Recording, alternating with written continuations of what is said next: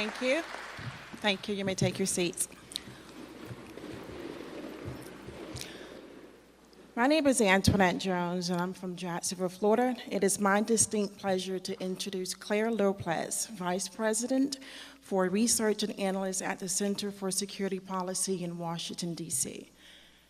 Ms. Lopez has frequently contributed to news network and documentaries, was a career operational officer with the CIA office, and served on the Citizen Commission on Benghazi.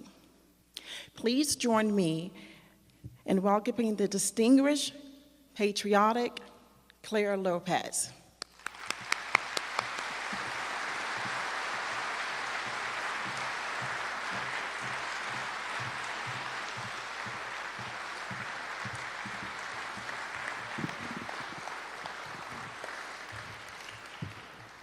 Thank you very much for that wonderful introduction. Thanks to all of you for being here today, for taking time out of your weekend to join with us for this commemoration and for this remembrance of our fallen Americans, fellow citizens, and patriots.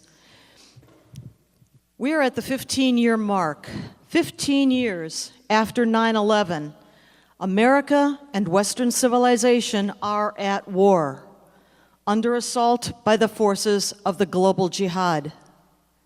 We commemorate tomorrow the 15th anniversary of the original 9/11 attacks in 2001, as well as the Islamic terror attacks on our mission in Benghazi, Libya, during that awful night of 11/12 September 2012.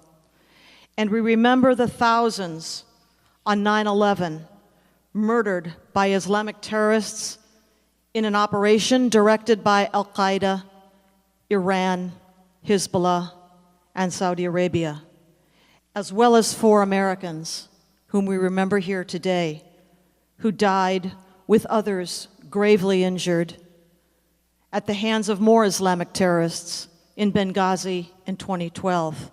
Ambassador Chris Stevens, Information Officer Sean Smith, and security team members Tyrone Woods and Glenn Doherty. There were heroes in Benghazi that night, Americans who risked their lives to come to the aid of their fellow Americans. But it never had to happen in the first place. Rather, it happened because our leaders refused to name the Islamic Jihad enemy, describe that enemy as he describes himself, and defeat that enemy on every battlefield, not just the kinetic one. Too many of our leadership prefer to bury their heads in the sand, refuse to recognize the threat as it is, not as they wish it were or would like to imagine that it is. My question for them is, how exactly do they think the most powerful, advanced civilizations of the past in history, the Buddhists, the Byzantines, Middle East Christians and Jews, the Hindus and the Persians, how did they go down to the forces of Islamic Jihad? And they fought. They fought hard. The Hindus fought for over 800 years to stay free of Islam. And in the end, they fell. They went down to the Muslim Mughal emperors. How can we, then, of Western civilization, together with the Han Chinese, we are one of only 2 civilizations that have ever been targeted by the forces of jihad and so far survived. How can we hope to prevail when our leadership won't even say the name of the enemy? President Obama's 2009 speech in Cairo, Egypt, gave the green light to the Islamic uprising that would soon begin. He even invited the then outlawed Muslim Brotherhood to sit in the front row in his audience. That was a declaration of war against his host, then President of Egypt, and our longtime, decades-long ally, Hosni Mubarak. In Libya and across North Africa, the Obama administration, the Hillary Clinton State Department, knew that al-Qaeda, especially the Libyan Islamic Fighting Group led by Abdul Hakim Belhaj, who, by the way, today leads the forces of Islamic State in Libya, knew that they and the Libyan Muslim Brotherhood had long fought to bring down the quasi-secular rulers of Tunisia, Libya, and Egypt. And when that Islamic revolt began in late 2010 and into early 2011, President Obama and Secretary Clinton played word games. They called it an Arab Spring, as if it had anything to do with being Arab in January of 2011. And then they backed the jihadists, backed the Muslim Brotherhood in Egypt and Libya, then mounted a military campaign with NATO, our NATO allies, including gun running, to make sure that al-Qaeda and the jihadis would overthrow Muammar Gaddafi in Libya. Gaddafi, no choir boy, but he was our ally at that point in time in what used to be called the global war on terror.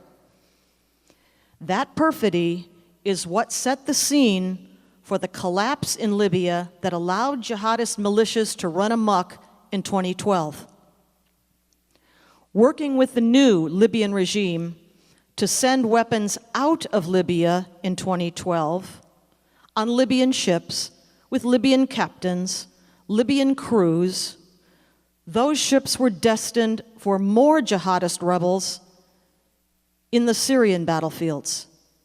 And that only further compromised any pretense that the United States government was somehow committed to fighting against the forces of global jihad. That perfidy, and then refusing all the desperate hundreds of pleas for more security from our embassy in Tripoli and our mission in Benghazi through the year of 2012, not only refusing requests for security, but withdrawing security that was already there and forcing them to come home when they were willing to stay. All of that, and totally neglecting to adopt a readiness posture in advance of the 9/11 date that was well known to be a commemoration date for more attacks by our al-Qaeda and other jihadist enemies. And in the face of numerous advance warnings, which Tyrone Woods and the security team at the annex in Benghazi well knew about and had gone up through the chain, that all set up our people for the disaster that eventually unfolded those 4 years ago on a horrible night in Benghazi. 4 years ago, and are we any better off now? Have we learned anything from the never-ending drumbeat of Islamic Jihad attacks beginning in 9/11, if that's where we want to start, the start point for America? To Benghazi, to Fort Hood, to Little Rock, Arkansas, the Boston Marathon, Chattanooga, Tennessee, Garland, Texas, San Bernardino, California, Orlando, Florida, and it goes on. Do we finally see our leadership taking this, the third major jihad in history, seriously? No, not even close. Both al-Qaeda and the Islamic State have issued warning after warning, calling the West to Islam. That call is called dawah, and it is not just a call to Islam. It comes with threats of new attacks. Does our leadership even know what it means to issue a call to Islam? It's a naked threat of aggression to follow, jihad, if we fail to respond. So the answer to my question is no. Instead, we see Department of Homeland Security, Jay Johnson, just a week ago, pledging his support to the jihadist Muslim Brotherhood at the annual Islamic Society of North America annual conference held in Chicago a week ago, as I said, oblivious that jihadis in suits are still jihadis. U.S. generals who can't tell a jihadi from a hole in the wall are training the fighters who then take our training and our weapons to fight for the Islamic State. A Secretary of State who thinks that he made a deal with the jihadist soon-to-be nuclear regime in Tehran, oblivious to the fact that Muslims are obligated by the commandments of their faith of Sharia to lie to infidels. How many more 9/11s? How many more Benghazis?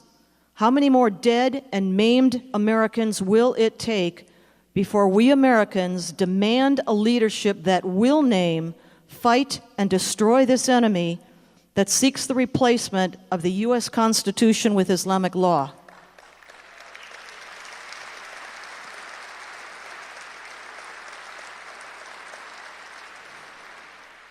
We must realize, in the end, it is not pyramids of skulls that the enemy seeks, but rather our subjugation to Sharia, to Islamic law. Benghazi should have been a wake-up call that things are off the tracks. Let us commit to making sure that Americans know what happened there. Never let us forget, never let our fellow citizens forget what happened there, and that those who died there deserve our remembrance and our respect and honor.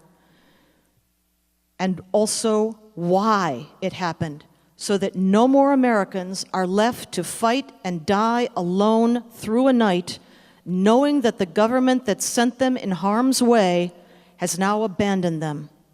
That must never happen again. Thank you.